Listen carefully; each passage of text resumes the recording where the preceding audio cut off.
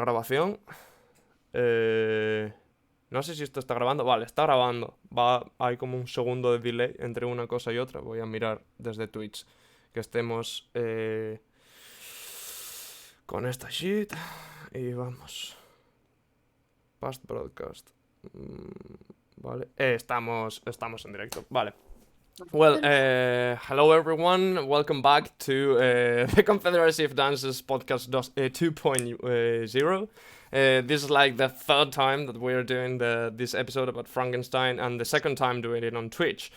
Because well, we have some troubles with the platform as you know, as it is. We're noobs in this, and we don't know how to do it properly, and things like this happen all the time. So yeah, well, we're making the report, and we noticed that we don't have like the actual episodes stored in Twitch. So yeah, welcome back. This is the podcast on Frankenstein once again. You know, a book from Mary Shelley, 19th century Gothic literature. The first time, the first. Considered for most critics as the first Gothic story in history, and we have some each and every one of us has selected like a couple of critical approaches to, or critical perspectives to this to analyze this book from, and we have some. You know, I personally selected postmodernism and materialism.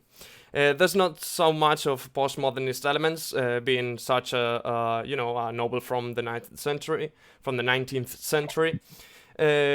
But we have the postmodernist element of being a novel written by a woman in the 19th century, published with her own name. It was later. It was published like 2 times. One modified with a modification made by her husband, but then we have like the final version with which was like purely the original text published by Mary Shelley. As for the materialist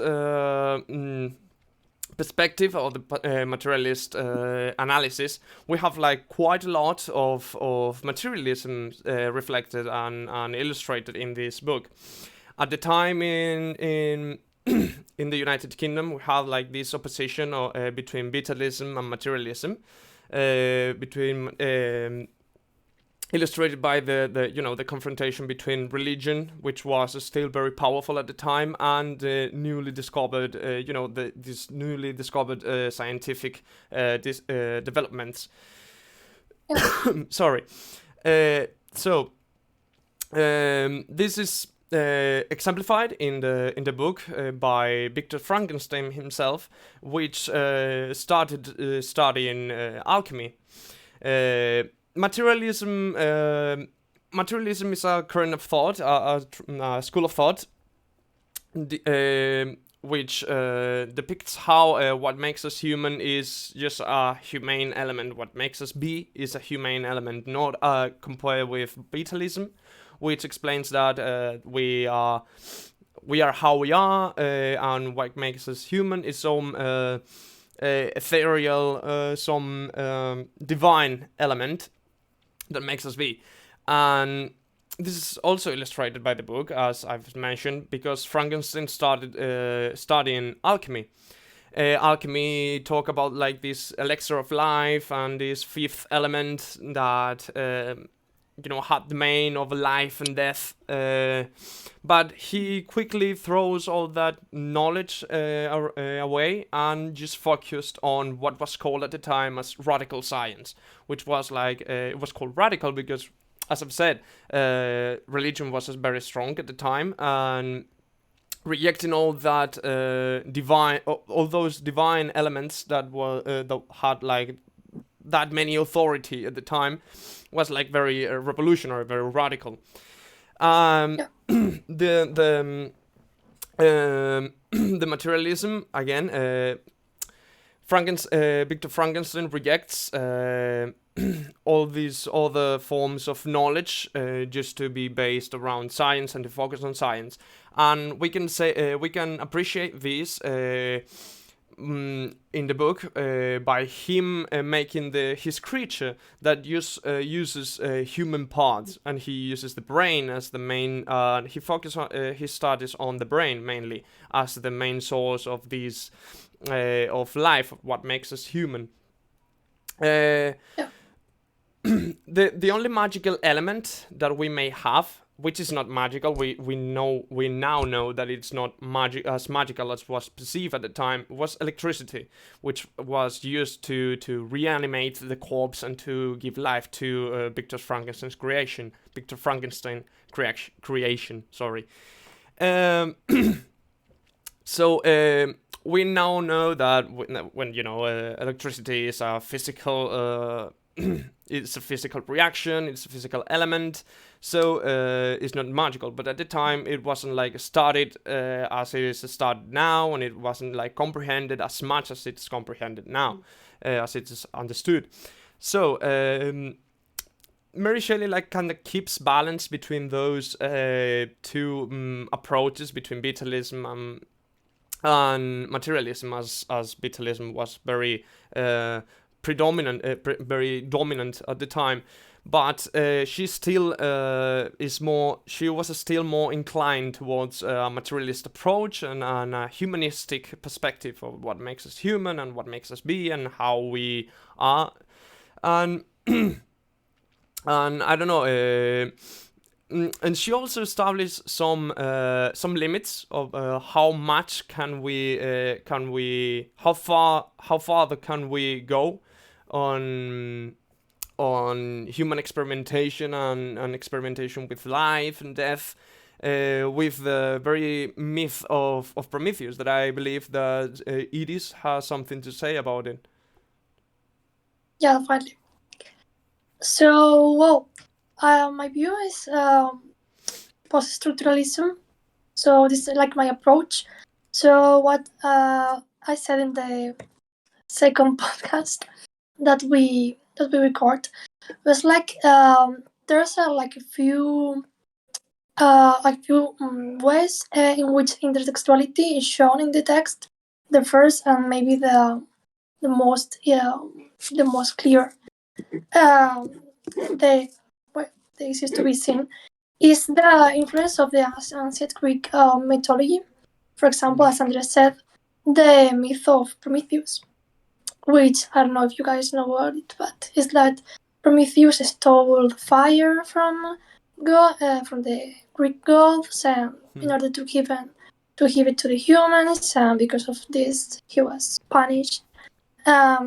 He was his liver, was eaten every day by an eagle, and as he was immortal, he has to suffer every day. So yeah, that's the title of the text, the myth of the modern Prometheus. So it has to do a lot with the figure of Victor Frankenstein,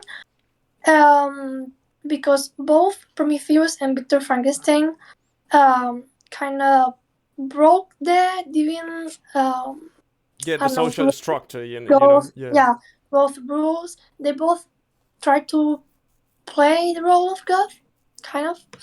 So yeah, they were both punished because of it. I think that this is like the clearest example of the intertextuality that we can find in the novel. We can also see some correlations on intertextuality with other books and other texts, like Paradise Lost by Milton. For example, in the figure of Frankenstein, of the monster of Frankenstein's creation.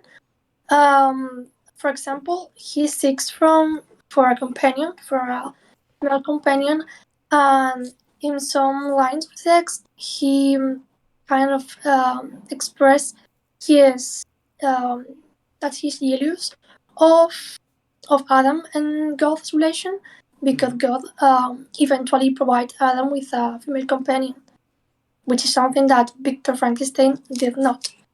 So yeah, we have like these examples of intertextuality of relations between some texts, which is something that is very important, which is from a post-structuralist point of view. I don't know what you guys think about it and your thoughts on this.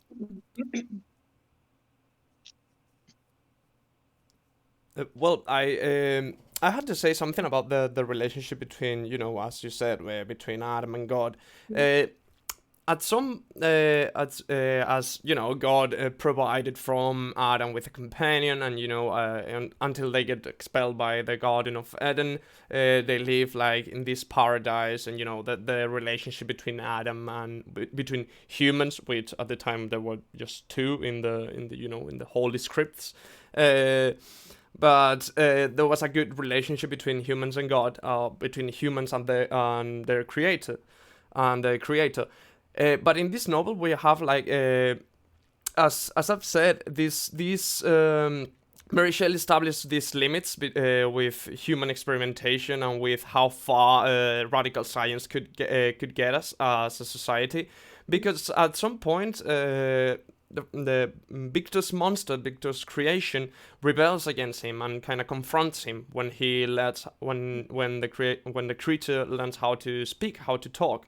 He kind of goes back to his creator and confronts him and tells him like that he was abandoned by his father, by his creator, Yeah. and it wasn't fair. Frankenstein had experimented on very gray areas of science and very dark and gloomy, areas of knowledge.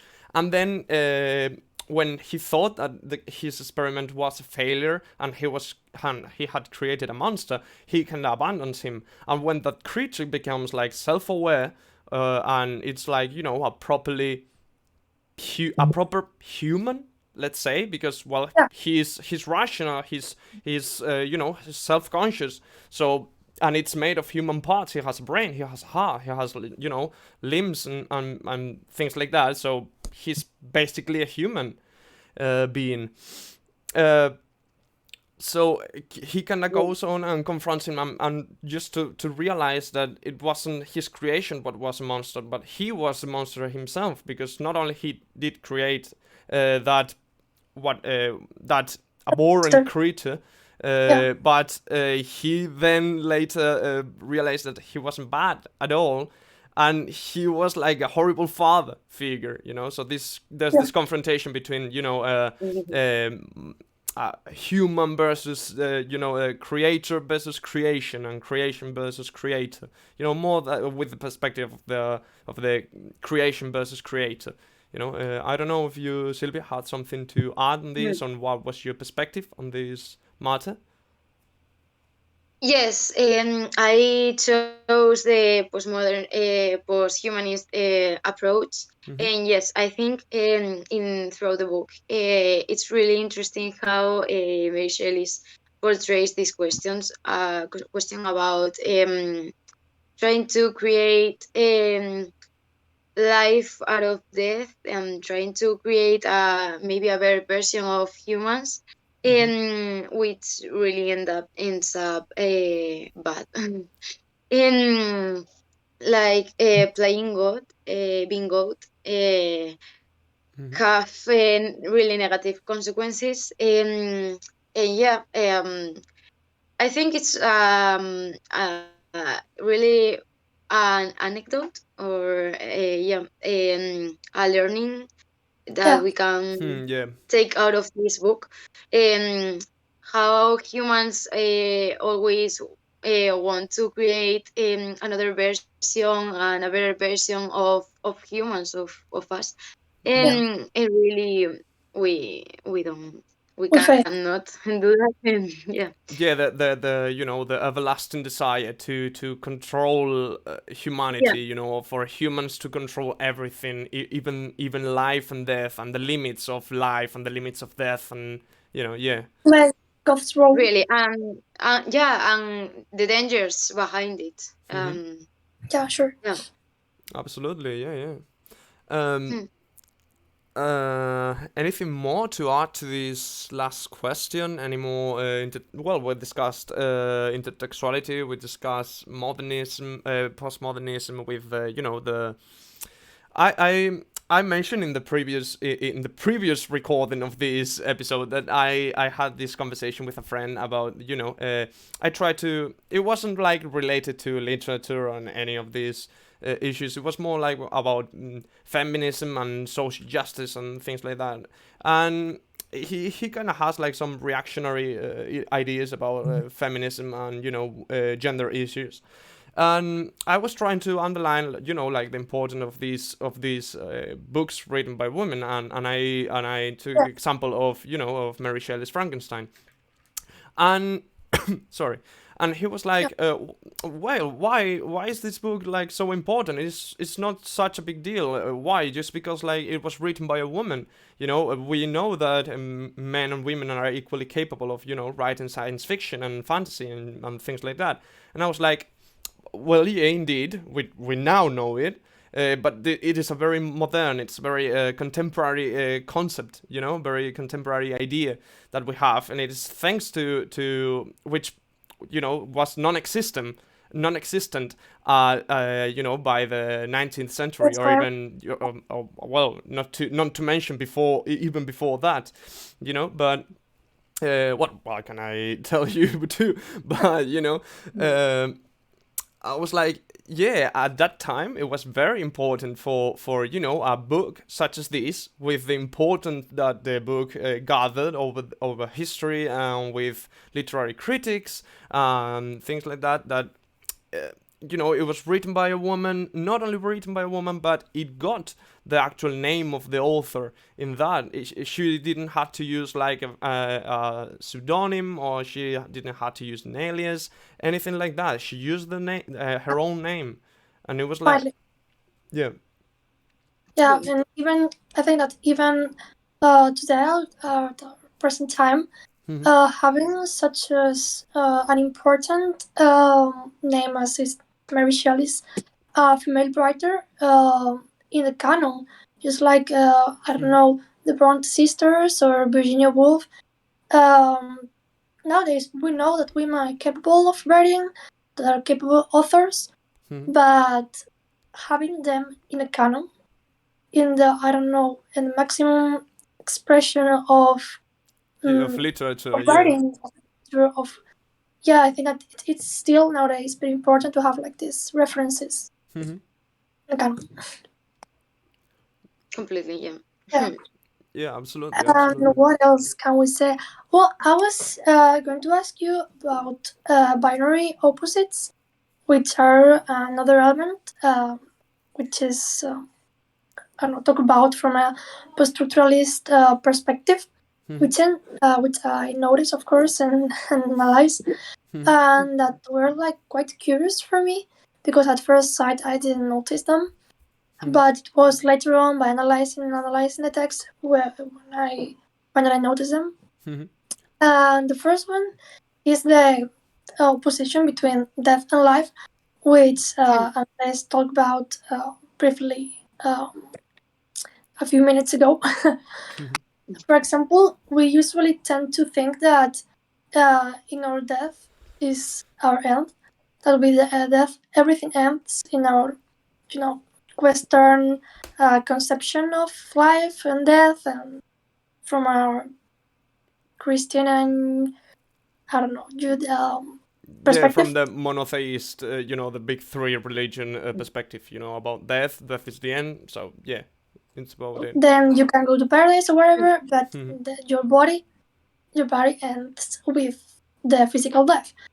But now we have in this novel that in death is just the beginning, in the beginning of something new, of another physical life, not only spiritual, that we may go to paradise or whatever, or to hell. It doesn't matter at the end, but that with death, parts of a death body actually can be with them can be created a new life, a new body, a new human being, a new monster, whatever you want. But yeah, it broke this conception of death and life, this opposition. And well, there's also a few examples when when women are compared, like in a opposition, for example, uh, Victor says that men are kind of blind, and that women eventually see things that men are not able to see. Like women had some superpowers, yeah, that they were indeed different from men. So they're like constantly comparing them, and in opposite, men versus women, women versus men. And there's also another binary opposition that I would like to highlight. For example, is the element of fire. I don't know if you remember that the monster comes across fire with fire, and at first he was cold, and he was, oh, that's cool, that's nice, it's warmth. I like that. Well, I like it until he touched the embers of the fire, and he was, of course, hard with them. And he was, ouch. And he says something, this doesn't know the exact words, but he says something like, how can the same thing cause two different effects? It makes me warm, which is something positive, but it also hurts me, which is something negative. How can the same thing produce two different causes? So yeah, this is another binary opposition that I noticed in the text. Yeah, sorry, but that was like kind of related to what I just said previously about Victor's Frankenstein monster being like an actual human, because that very moment with the fire, and that is the empirism that kind of like a little boy has, a kid can have this empirical knowledge of things like fire or things like that. It can be so nice but so dangerous at the same time. Those oppositions, that kind of knowledge, the cruelty of some things, of how can something be so nice and bad at the same time, I mean, so yeah, that's basically a human development we have in that very same moment. So yeah, that's that's the demonstration of how what makes us human is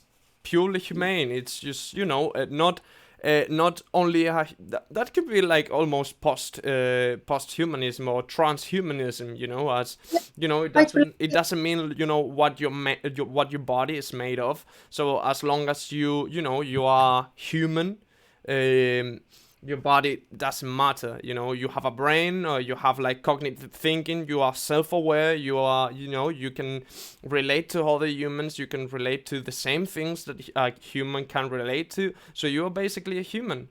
That's it. Yeah, it's very That's interesting. a really interesting thinking, because then what makes us human, no?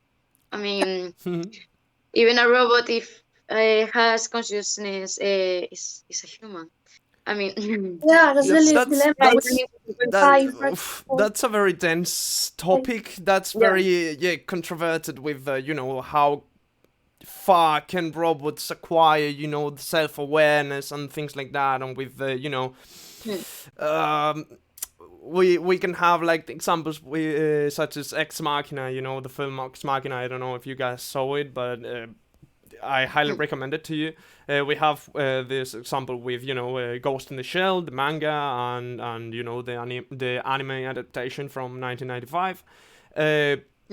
But there's like a radical difference between robots and cyborgs. A cyborg obviously is going to be like self-aware, and it's going to be it's going to be basically a human, because in its origin it was a human. It has like biological parts, and it has like a brain, or even though it's like full with chips or that enhance some of the capabilities or things like that. But at the end of the day, it has like cognitive thinking, and it has like a prefrontal cortex, which allows the cyborg or the human or the monster to think like a human, to have like this train of thought, you know, of the train of thought of a human. So it's basically that. But that's very interesting, you know. That's very that's you know, we kind of have Scary. to yeah, to explain it a little bit further if we were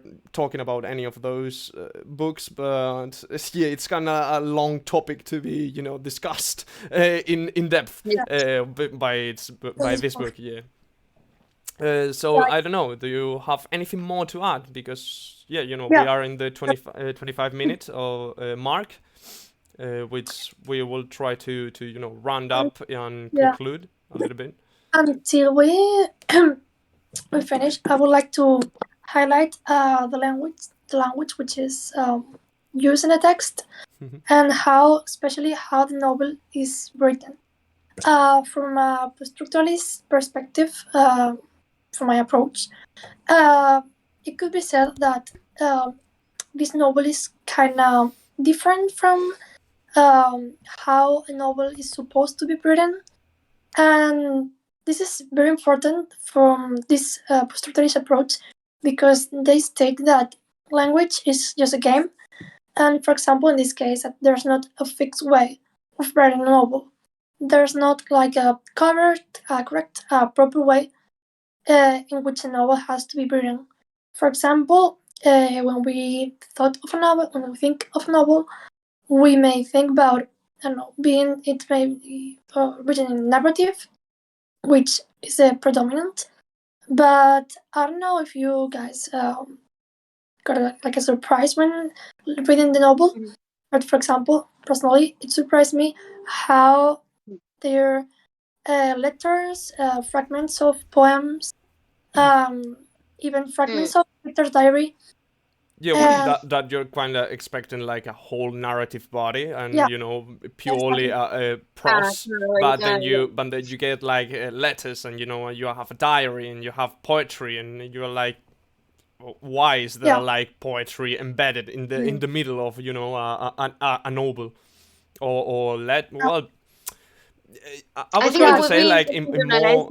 Yeah, sorry, Sylvia. Yeah. No, I was going to say that it could be interesting to analyze it from a narratology point of view, because it has a really special structure, the book, and yeah. From a structuralist point of view, all these, for example, Mr. Watson's letters to his brother, and the fragments of Victor's diary, fragments of poems, all these elements reinforce the idea that there's not a fixed way, there's not a proper way of writing a novel. That language is just a game to be played, and correctly used. It just make the writing of novel more creative, more with dynamic, almost no rules, more... like a game. Language is a game. There's not a proper way of writing. Just play the game. Yeah, I know. Yeah. Yeah, that's very interesting. I was going to say that in more modern, you know, books and more modern films or literary creations, fictional works, we can have like this more, you know, the putting a poem in there, or put in a letter, put in a diary. It's more common, so to say. But back at the time, yeah, it was it was a very subversive structure. So yeah, I totally agree with what you say. Yeah. So yeah, I believe that's all. I believe that's all for this first episode. So okay, I believe that's all, and I hope you guys like it. I hope you guys learned something, because, well, at this point, we already know what every one of us was going to say, but in the second time we did this, I kind of learned quite a lot of things. So yeah, I guess you guys learned something, and we see you in the next episode. Bye. Bye.